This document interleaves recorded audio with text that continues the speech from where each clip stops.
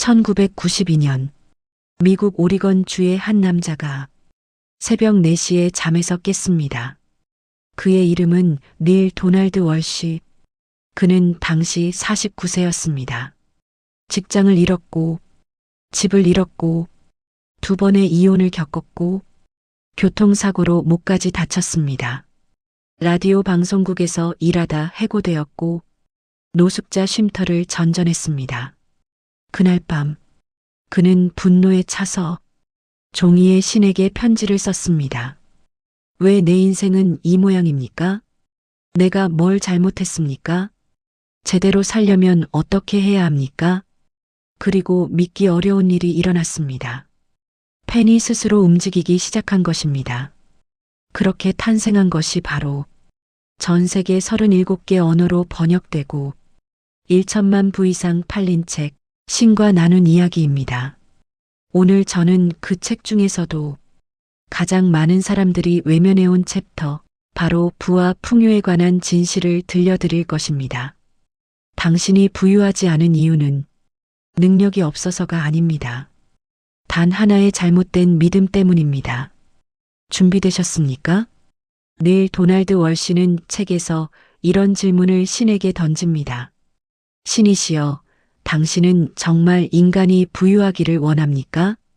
그리고 신은 아주 단호하게 답합니다. 나는 너희가 풍요롭기를 원한다. 빈곤은 미덕이 아니다. 충격적이지 않습니까? 우리는 어릴 때부터 청빈, 검소, 절제를 미덕으로 배워왔습니다. 종교는 가난한 자가 천국에 간다고 했고, 사회는 욕심 없는 사람을 훌륭하다고 했습니다. 하지만 월시가 받아 적은 신의 말은 달랐습니다. 가난을 고귀하다고 포장하는 것은 부자를 시기하는 마음을 합리화하는 방어 기제라는 것입니다. 신은 이렇게 말합니다. 풍요는 내가 신성한 존재임을 표현하는 방식 중 하나다. 즉, 돈을 거부하는 것은 신이 주신 선물을 거부하는 것과 같다는 것입니다. 월시는 자신이 노숙자였던 시절을 회상하며 말합니다. 그때 그는 돈을 증오했습니다. 돈이 없어서가 아니라 돈 자체를 더럽다고 생각했기 때문에 돈이 그에게서 달아났다는 것입니다. 당신은 지금 무의식 속에 어떤 돈에 대한 믿음을 갖고 있습니까? 끌어당김의 법칙. 들어보셨습니까? 많은 분들이 이것을 해봤다고 합니다. 비전보드를 만들고 긍정적인 확언을 외우고 간절히 원했습니다. 그런데 아무것도 달라지지 않았습니다. 왜일까요? 닐 도널드 월시는 책에서 신에게 똑같은 질문을 했습니다. 저도 원했습니다. 간절히 원했는데 왜 아무것도 오지 않았습니까? 신의 대답은 이것이었습니다. 끌어당김이 작동하지 않는 이유는 내가 원하는 것에 집중하는 척하면서 사실은 그것의 부재에 집중하고 있기 때문이다. 다시 말해서 돈이 생겼으면 좋겠다고 생각할 때 당신의 감정은 지금 나는 돈이 없다는 것을 느끼고 있다는 것입니다. 우주는 당신의 말을 듣지 않습니다. 우주는 당신의 느낌을 듣습니다. 감정이 곧 주파수입니다. 두려움의 주파수는 두려움의 현실을 끌어당기고 풍요의 느낌은 풍요의 현실을 창조합니다. 월시는 자신의 인생이 바뀐 순간을 이렇게 묘사합니다. 노숙자 쉼터에서 공중전화기 옆을 지나다가 동전 하나를 발견했을 때 그는 처음으로 이렇게 생각했다고 합니다. 우주가 나를 돌보고 있구나. 그 작은 감사함이 그의 주파수를 바꾸는 첫 번째 순간이었습니다. 핵심 실천법은 이것입니다. 원하는 것이 이미 이루어진 것처럼 느끼는 연습을 하십시오.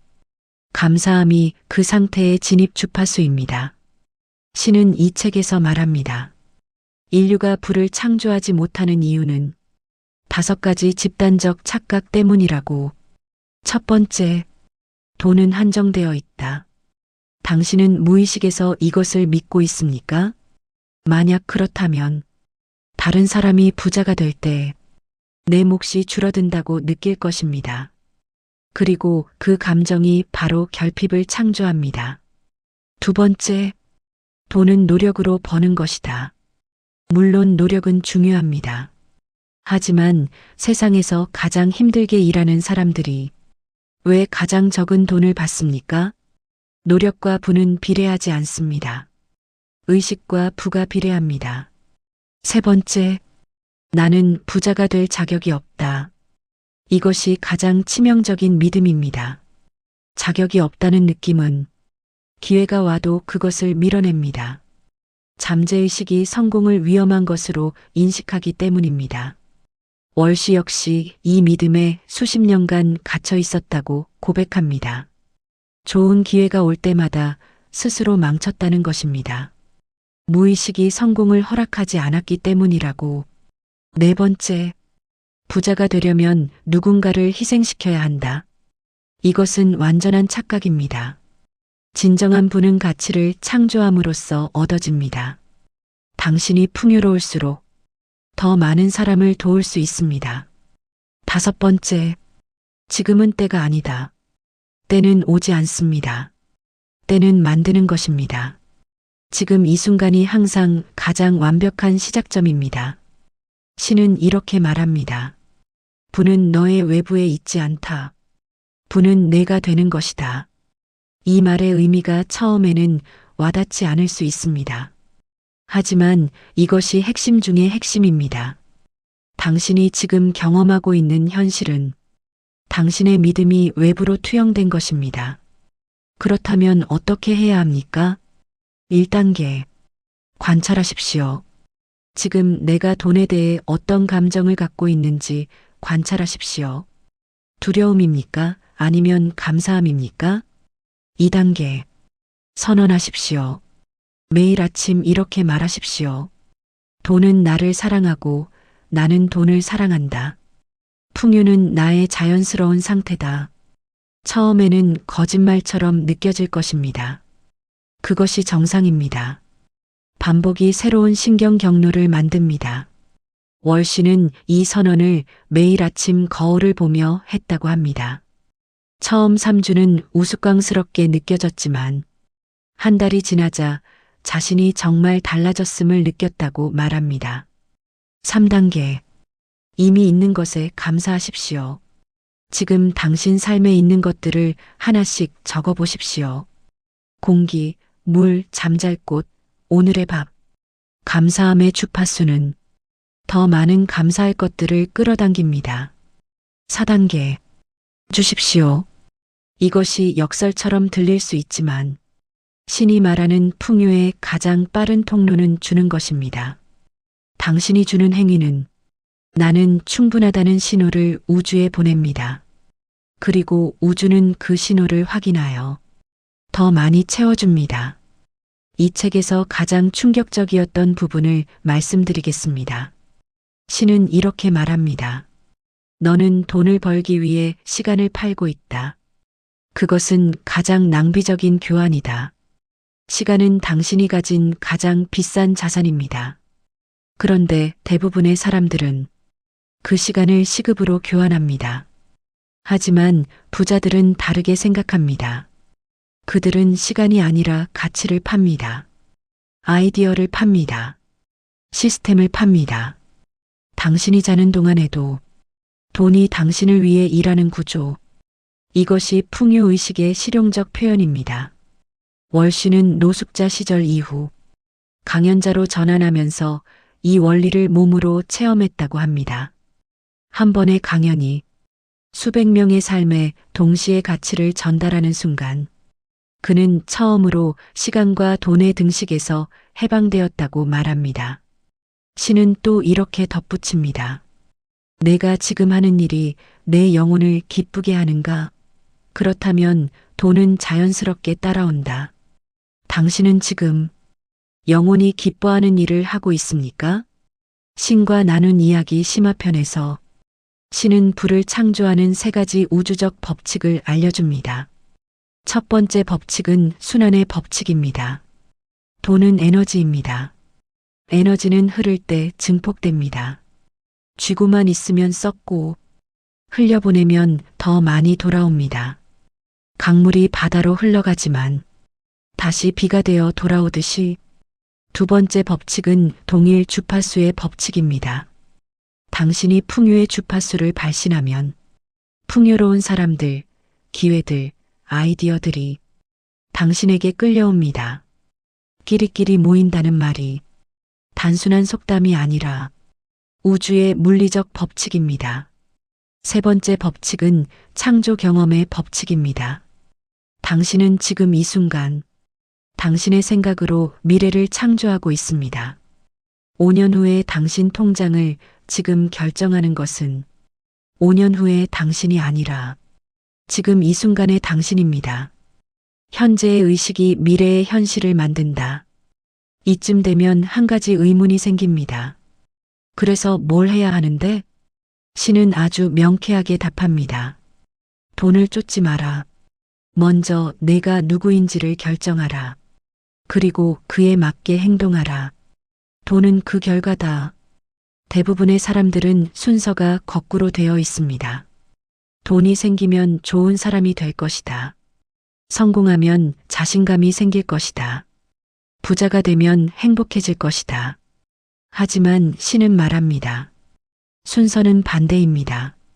지금 이 순간 당신이 이미 성공한 사람처럼 생각하고 이미 부유한 사람처럼 결정하고 이미 가치 있는 사람처럼 행동할 때 현실이 그것을 따라오기 시작합니다. 월신은 이 원리를 깨달은 나를 정확히 기억한다고 합니다. 노숙자 쉼터에서 나온 직후 한 푼도 없었지만 그는 처음으로 스스로에게 이렇게 말했습니다. 나는 가치 있는 사람이다. 나는 세상에 줄 것이 있다. 그 선택 하나가 그의 인생 전체를 바꾸는 시작점이었습니다. 오늘 하루 이미 풍요로운 사람이라면 어떤 선택을 할지 자신에게 물어보십시오. 그리고 그 선택을 하십시오. 당신은 이미 충분합니다. 내일 도널드 월시는 이 책을 쓴 후 전 세계를 돌며 강연을 했습니다. 수많은 청중 앞에서 그는 항상 이 질문으로 강연을 시작했다고 합니다. 당신은 스스로가 충분하다고 생각합니까? 그리고 손을 드는 사람은 언제나 10명 중 한두 명뿐이었다고 합니다. 나머지 8, 9명은 고개를 숙이거나 조용히 눈을 감았다고 합니다. 그 책에는 이런 구절이 있습니다. 풍요는 신의 본성이다. 그리고 너는 신의 일부다. 따라서 풍요는 너의 본성이다. 이 말을 처음 읽었을 때 눈물이 났습니다. 내가 그토록 오랫동안 스스로를 부족하다 느꼈던 이유가 진실이 아니었다는 것을 알았기 때문입니다. 당신도 지금 이 질문을 스스로에게 해주십시오. 나는 지금 두려움에서 살고 있는가 아니면 풍요에서 살고 있는가?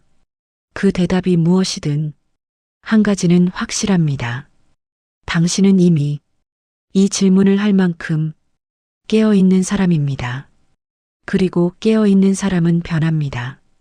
오늘 이 영상이 당신 삶의 풍요가 시작되는 순간이 되기를 진심으로 바랍니다. 구독과 좋아요는 이 채널이 더 많은 사람에게 닿는 힘이 됩니다. 감사합니다.